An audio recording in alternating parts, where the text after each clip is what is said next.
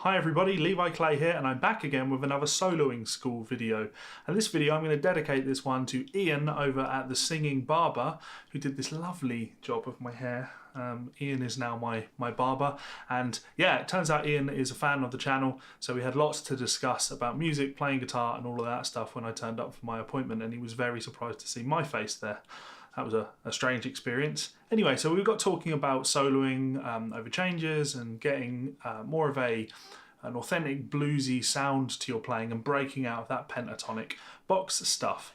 So what I thought I'd cover today is dealing with blending major and minor pentatonics together. And there's a whole lot more to that than just playing shapes. So before we deal with why don't we deal with the shapes, just as a basic rundown. I'm going to do this in the key of A. Now I'm sure you're probably familiar with the A minor pentatonic scale, and yes, I do appreciate I'm playing my Hydra. It doesn't have fret markers and that makes it very difficult for you to follow things, but yeah, deal with it. I love the guitar, I wanted to play it, so I'm playing it. Oh, I also need to put headphones on. Sorry Ian. Or I can't hear myself, so yeah, there we go, I can hear my guitar now. So A minor pentatonic at the 5th fret, we'd have, this pattern. That's a 5-8, 5-7, 5-7, 5-7, 5-8, 5-8. Typical pentatonic pattern that most blues rock guys use exclusively. Not most blues rock guys, but a lot of blues rock guys are going to use that exclusively.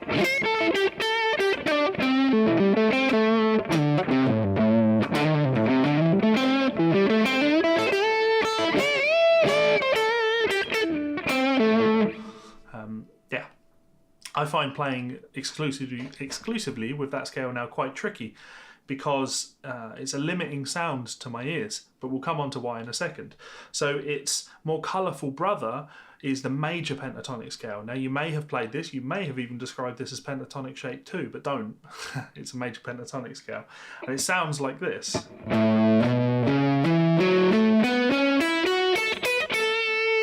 that's 5-7 on the E, 4-7, 4-7, 4-6, 5-7, and 5-7.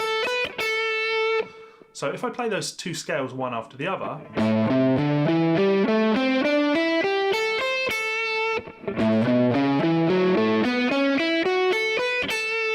they have different sounds to them, and of course they do. They're constructed using different intervals. The minor pentatonic scale has a minor third, and the major pentatonic scale has that major third in there. So there's a huge difference between these two scales. Now, the approach that you might have initially learned when trying to do this kind of blending of major and minor is to play a lick using the minor pentatonic scale, and then play a lick using the major pentatonic scale. Minor, major. And to me that doesn't sound like you're blending those two things. It sounds like you're switching between this sound and this sound. So what we're going to do today, in order to move into more of a Levi Clay soloing school video, is to understand the difference, the fundamental difference between these two scales, and then use that as our kind of basis for creating the sound of these scales, so you can blend these two things together.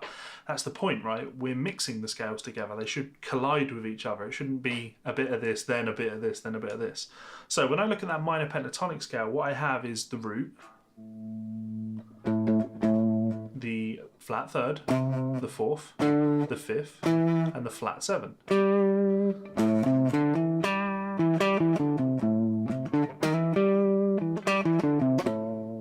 Cool. Now when I compare that to the major pentatonic scale, the major pentatonic scale has the root, the second, the third, the fifth, and the 6th. Now, the difference between those two scales is, well, they have obvious similarities, but we want to focus on what makes them unique. So to me, to my ears, the thing that makes the minor pentatonic scale sound like the minor pentatonic scale is that flat third, because that's not in that major pentatonic scale, and it's characteristically minor, and also that flat 7, a tone below the root.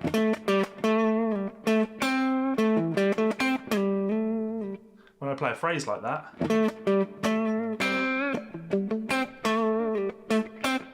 that sounds characteristically minor, right? Because I'm really emphasizing that flat 7 and the flat 3rd. It doesn't matter where I play.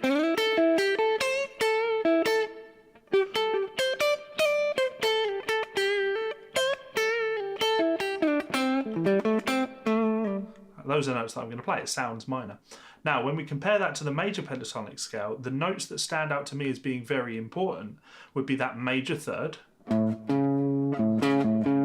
and also the 6th. Now, how do you go about learning what they sound like? Well, both of these simple approaches to each. I think of the 3rd as being a chord tone, because the 3rd is a chord tone. So when I'm trying to learn the sound of that major 3rd, I'm thinking of my actual chord position, and I can see that major 3rd in there. So I'm trying to train myself to approach that note from a semitone below. That's that flat 3rd to the major 3rd. So I'm still kind of thinking minor here, because we've got this flat 7, right?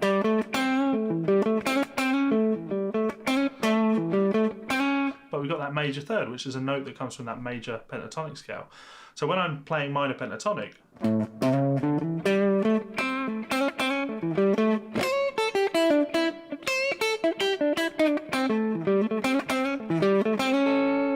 I'm usually doing that minor to major 3rd thing. But that's the easy one, you know. People have been doing that and teaching that as a focus for a very, very long time. The fun one to me is that 6th. And the way to practice this, to get to start hearing this sound in your ear, is to take that root note, so in this case the 7th fret on the D string. Now what I did there was I slid down a tone, right, to the flat 7.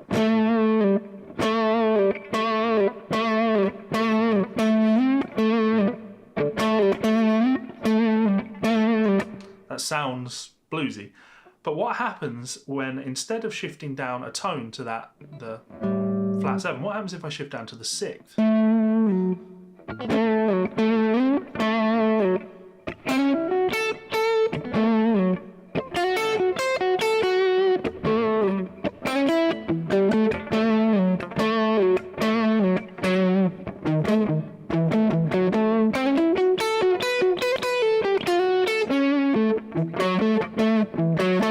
So we're trying to learn what that sounds like. That's major pentatonic. Here's minor pentatonic.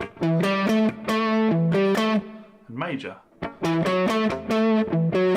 There's a difference in sound between those two things, right? The 6th, the natural 6th, and the flat 7. So, to me, playing licks and getting good at this stuff is really about being able to see those intervals and understand them for what they are. Major pentatonic flavours and minor pentatonic flavours. So if I'm playing or thinking A minor pentatonic,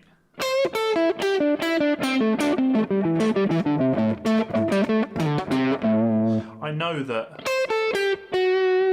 here on the 7th fret of the B string, that's the 6th from that major pentatonic scale. So I can add that note in.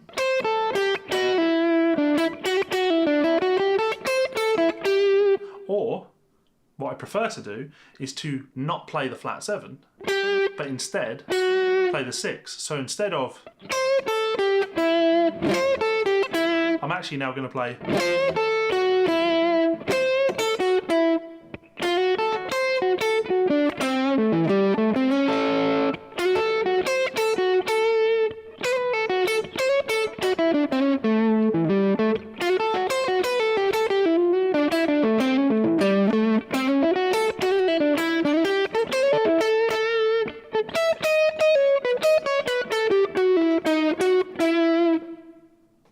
minor, why not?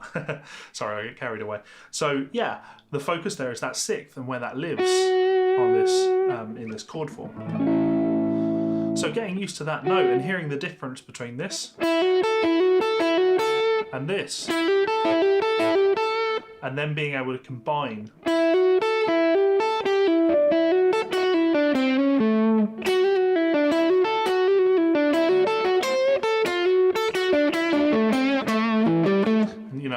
going back to the triads video that I did, where triads are very important to me. That's 6. This is my flavour. So that's really getting you into my mindset. This is how I'm thinking about this stuff. I'm thinking in terms of triads, I'm thinking in terms of chord sounds, and then the flavour or the spice or the colour that I put on top of that. So yeah, if I play a lick like this, classic Clapton type lick.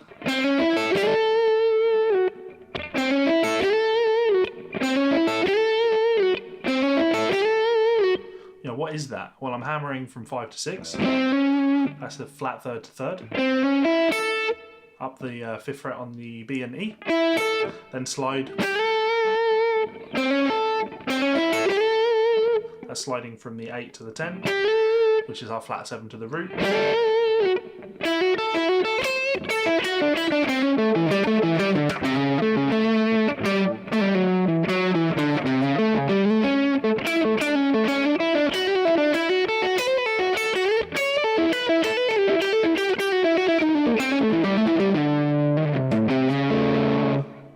Carried away and I pull faces when I do it. So yeah, the focus should be learning where that 6th lives and learning where that 3rd lives, and then spending some time working on your pentatonic phrasing and trying to bring those sounds in as new flavours. I'll just do one last improvisation for you, and I'm going to really dial it back and stay in this area and see if you can hear, and more importantly see and tell, when I'm doing that major thing. So a lick like this.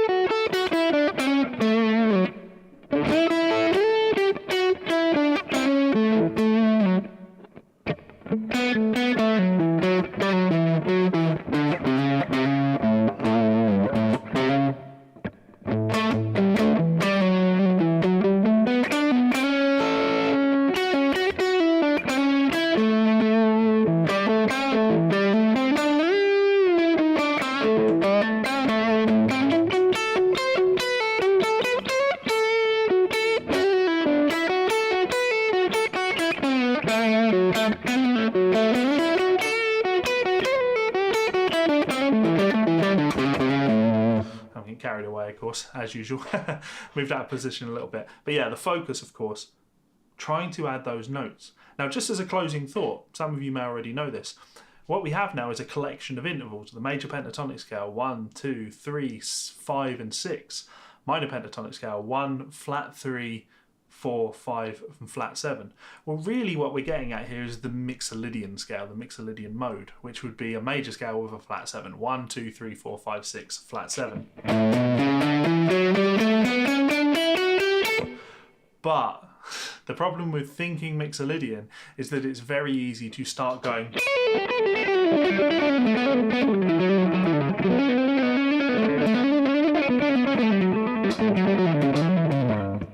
you know, which isn't music, right? When you start thinking modes and scales and more complicated ideas, it's easy to start playing that mode. And at no point when I've done any of this have I played... Never play a scale straight up or straight down. It's phrases, it's...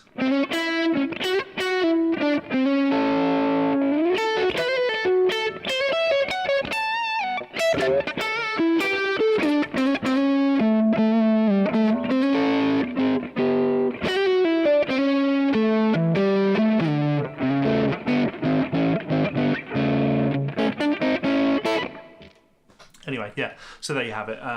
Blending major and minor pentatonic scales together. Now what I would recommend is to go out and listen to players that are known for doing this type of thing, which is probably most of them. But just as a starting point, I'd recommend listening to some Matt Scofield, I would recommend listening to some Robin Ford, I would recommend listening to some Larry Carlton.